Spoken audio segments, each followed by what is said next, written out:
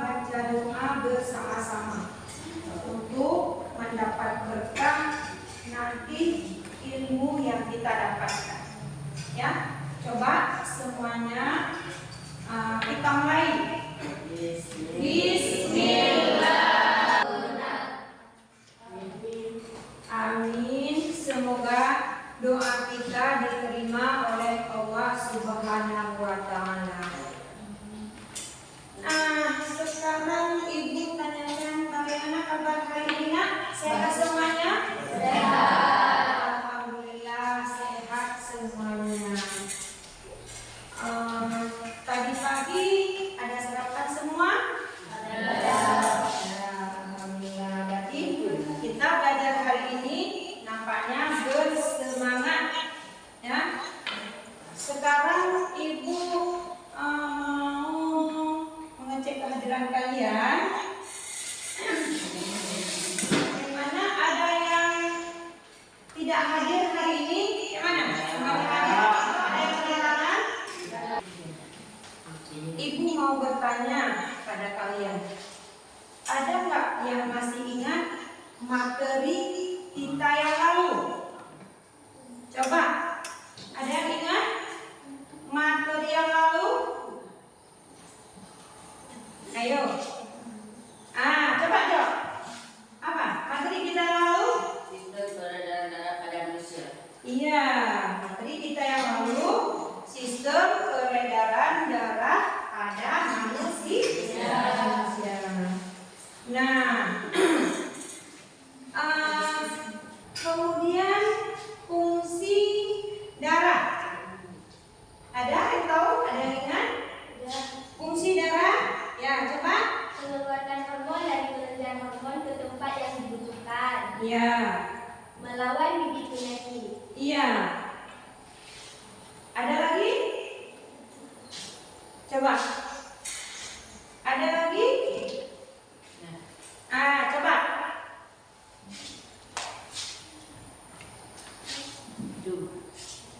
Fungsi pembuluh darah ada 6. Boleh. Fungsi pembuluh darah boleh. 1. Sebagai transportasi nutrisi dan oksigen. Ya. 2. Sebagai pengangkat limbah. Iya, boleh. 3. Sebagai regulasi suhu. Iya. 4. Sebagai perlindungan dari infeksi dan penyakit. Iya. 5. Sebagai keseimbangan cairan dan elektrolit. Iya. 6. Regulasi darah. Nah, itu fungsi daripada Pembuluh darah. pembuluh darah. Berarti fungsi pembuluh darah ada. Coba sebutkan sekali lagi. Dana Ada 6. Yang pertama sebagai transportasi sebagai transportasi. nutrisi dan oksigen. Iya. Kemudian yang kedua sebagai pengangkut limbah. limbah. Kemudian yang ketiga sebagai iya. Kemudian berarti kalian banyak belajar, banyak membaca di rumah, ya. Nah, sekarang materi kita hari ini, Ibu akan lanjutkan materi kita hari ini tentang makanan dan sistem pencernaan makanan. Makanan, materi kita hari ini makanan dan sistem pencernaan makanan. Sebelumnya ada yang tahu siswa Ibu bagaimana proses pencernaan makanan pada manusia? Ya, coba Irma. Proses yang dilakukan oleh sistem organ pencernaan untuk mengolah makanan diserap nutrisinya dan diubah menjadi energi. Sistem organ pencernaan makanan pun terdiri dari organ-organ yang memiliki peranan yang masing-masing dalam mengolah makanan. Iya. Kemudian ada lagi? Ada lagi?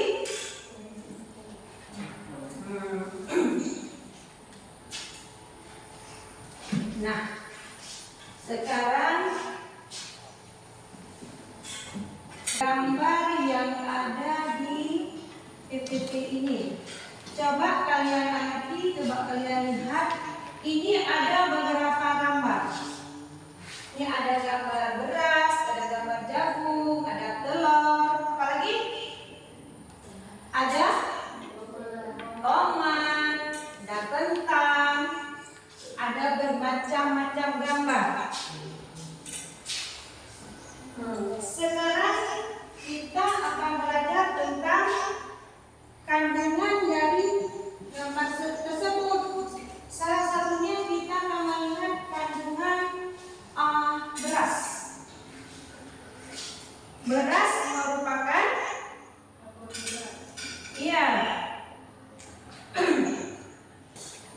nah, melalui PPT ini tujuan pembelajaran kita hari ini melalui PPT yang ditampilkan peserta didik dapat menganalisa zat-zat makanan yang terkandung dalam bahan makanan dan mengaitkannya dengan fungsinya bagi tubuh. Akibat yang ditimbulkan bila kelebihan atau kekurangan zat tersebut. Kemudian melalui tayangan video, nanti Ibu akan menayangkan video, peserta didik mampu mengidentifikasi contoh-contoh bahan makanan sebagai sumber zat-zat makanan yang diperlukan tubuh. Sebelum menayangkan video, kita belajar hari ini melalui PBL, pembelajaran problem based learning. Metode yang kita gunakan yaitu metode diskusi kelompok. Kemudian waktu kalian mengerjakan tugas nanti di LKPD yang Ibu bagikan, nanti kalian bisa buka buku paket, buku kelas 2 tentang materi kita tentang makanan dan sistem pencernaan makanan, ada di halaman 175. Kemudian di LKPD juga ada sedikit materi yang diberikan, bisa kalian lihat itu penambahan buat catatan kalian. Sebelum mengerjakan LKPD, sebelum kalian mengerjakan LKPD, kita buat kelompok dulu. Kita buat kelompok, kita sepakati kelompok. Kelompok 2, terus kelompok 3, kelompok ini kelompok 4.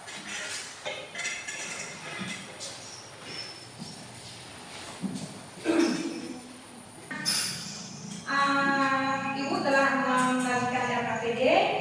Sekarang sebelum kalian mengerjakan LKPD, Ibu nanti waktu kalian mengerjakan LKPD nanti Ibu akan menilai bagaimana keaktifan kalian di dalam kelompok. Jangan hanya bergantung pada ketua kelompok.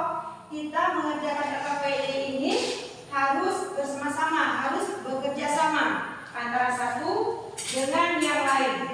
Oke? Ngerti? Kalau misalnya ada yang tidak mengerti, boleh ditanyakan.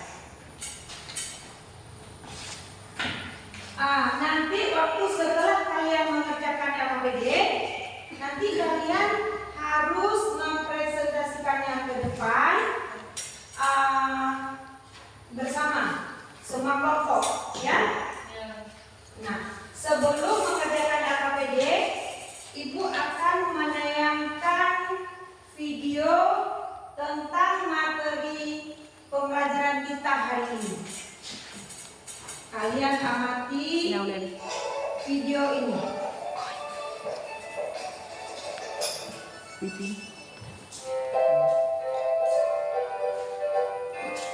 Perhatikan semuanya ya.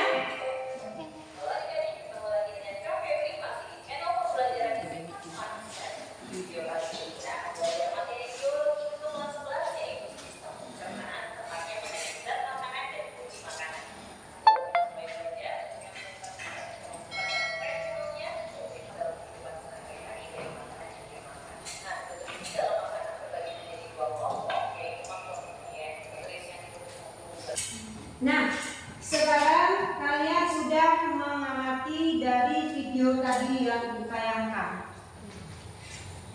Ada yang ingin bertanya? Boleh. Ya, pertanyaannya coba diulangi biar jelas. Menjelaskan perbedaan antara makronutrien dan mikronutrien berdasarkan jenis dan jumlah yang dibutuhkan serta berikan contohnya. Ya, perbedaan makronutrien dan mikronutrien berdasarkan jenis dan contohnya. Coba, siapa bisa membantu jawab? Ada? Oke, boleh, silakan. Makronutrien berdasarkan jenis karbohidrat sumber energi sama bagi tubuh. Yang gede suaranya. Protein penting untuk pertumbuhan, perbaikan dan penyelenggaraan energi. Lemak untuk energi cadangan dan penduduk mineral beberapa vitamin. Ya, terus Jumlah yang dibutuhkan diperlukan dalam jumlah yang lebih besar daripada mikronutrien. Karbohidrat dan protein menyediakan 4 kalori per gram. ya, Sedangkan terus lemak 9 kalori per gram. ya. Contohnya, beras, roti, daging ikan, kacang, cadangan dan lain-lain. Ya. Kemudian mikronutrien berdasarkan jenisnya. Ya, tadi sudah dijelaskan perbedaan makronutrien dengan mikronutrien. Berarti makronutrien lebih banyak dibutuhkan daripada mikronutrien. Makronutrien dia berdasarkan kalori yang dibutuhkan berdasarkan kalori per gram, sedangkan mikronutrien miligram. Ya, perbedaannya yang makro banyak dibutuhkan, sedangkan mikro sedikit dibutuhkan. Dari tayangan video tadi, sekarang kalian kerjakan LKPD sesuai arahan yang telah Ibu berikan tadi. Sesuai arahan tadi, dikerjakan secara berkelompok, kemudian saling bekerja sama. Kalau kurang mengerti, boleh bertanya.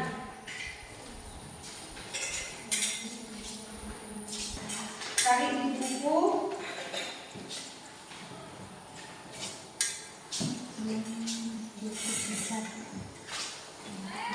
Ini gimana?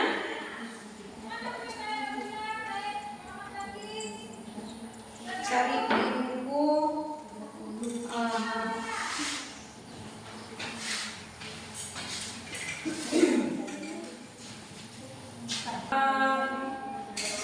Gimana kelompok yang lain? Sudah selesai?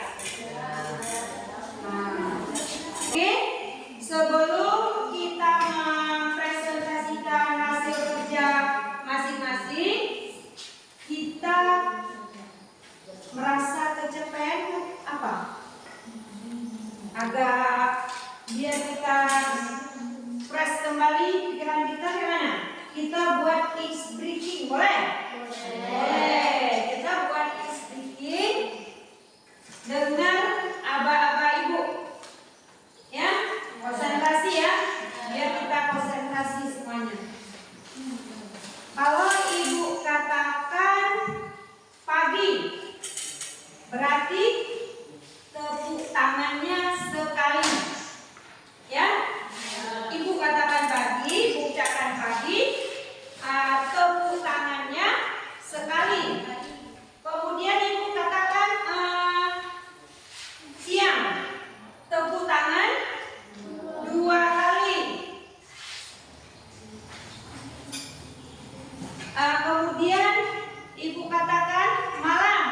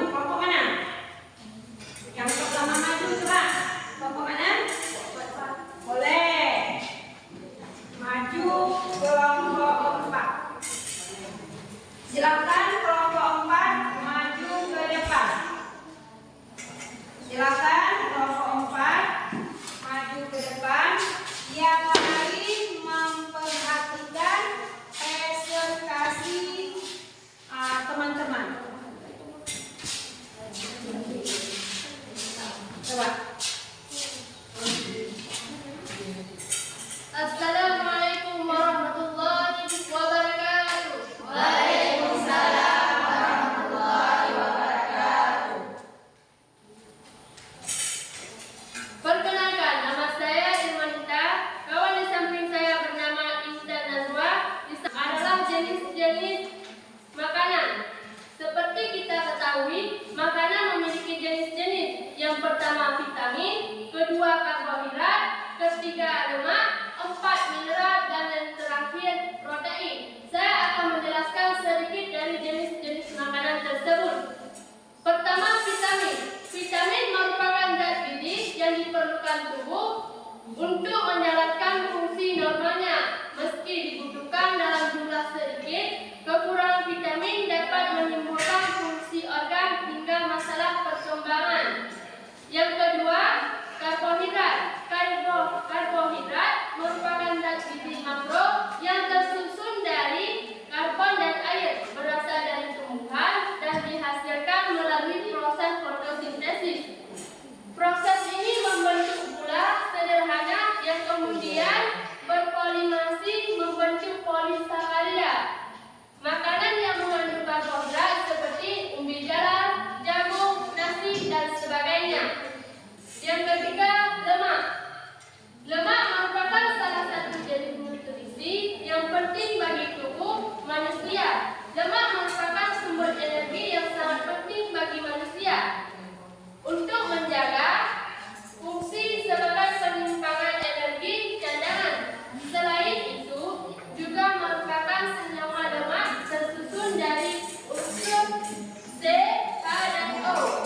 Lemak bisa juga sebagai peradangan vitamin A, D, E, dan K. Yang keempat, mineral.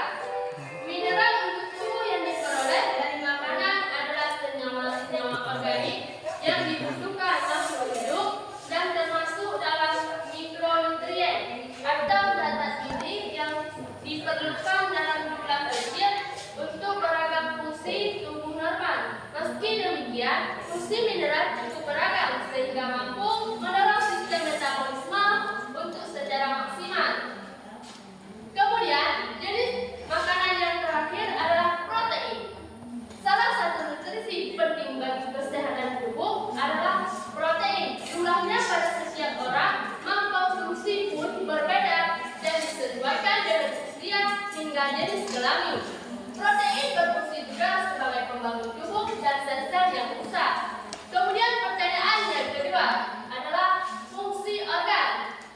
Fungsi organ terdiri dari usus halus, kerongkongan, lambung, usus besar, anus, dan mulut. Sekilas kami akan menjelaskan. Yang pertama, usus halus. Usus halus berfungsi sebagai penyerapan sari-sari makanan. Kerongkongan berfungsi sebagai penyalur makanan. Lambung berfungsi sebagai pencernaan makanan. Usus besar berfungsi sebagai penyerapan air. Anus berfungsi sebagai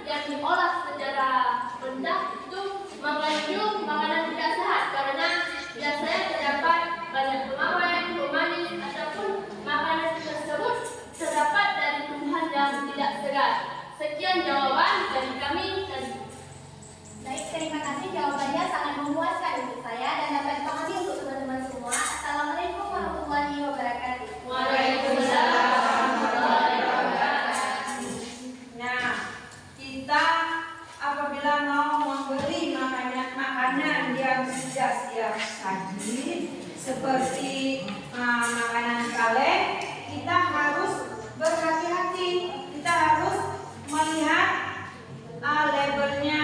Kemudian kita juga harus melihat bahan yang dibuatnya. Kemudian makanan tersebut apakah ada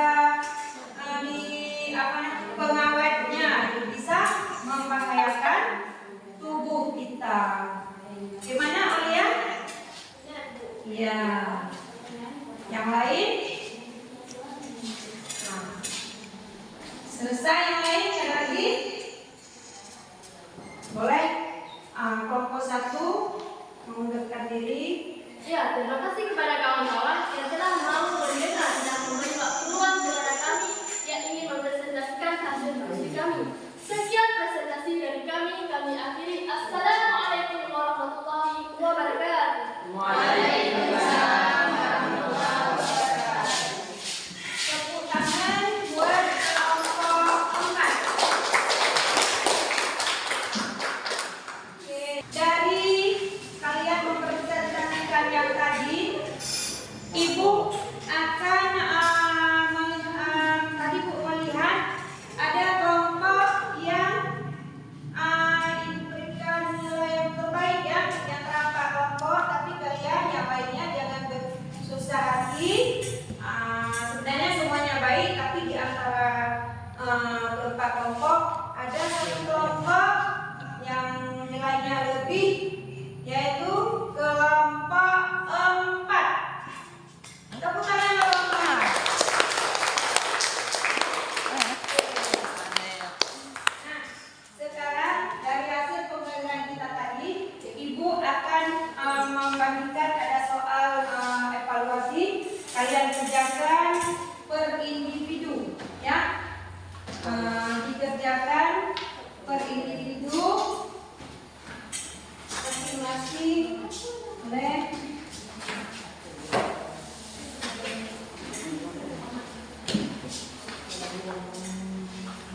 tulis nama, tulis jawaban di bawah.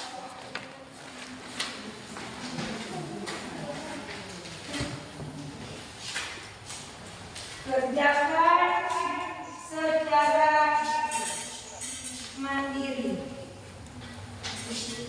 Sudah semuanya dapat?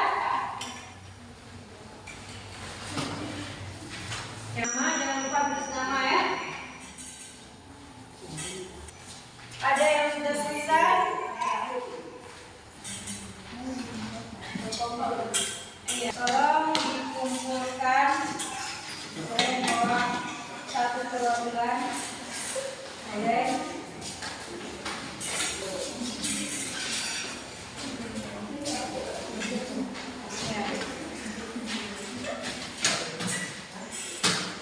Dari hasil belajar materi kita hari ini, coba apa kesimpulan dari belajar kita hari ini? Kesimpulan dari pembelajaran kita hari ini tentang materi yang Ibu kasih nampak tadi. Oleh Aulia, silakan. Kesimpulannya yang dapat kita petik adalah sistem pencernaan makanan adalah suatu rangkaian proses kompleks yang melibatkan berbagai organ dan enzim dalam tubuh manusia.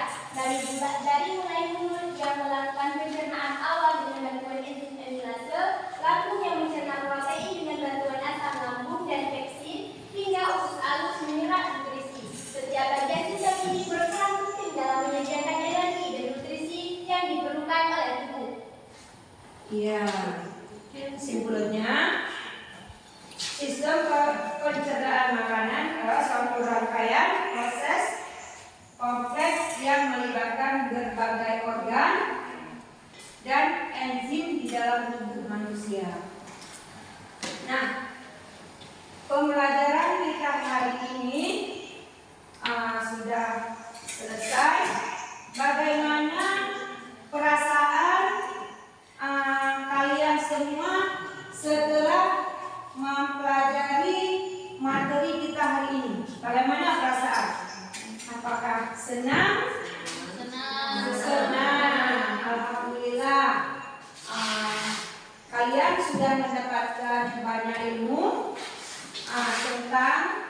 makanan dan sistem pencernaan. Semoga bermanfaat bagi kita semua. Untuk selanjutnya, materi yang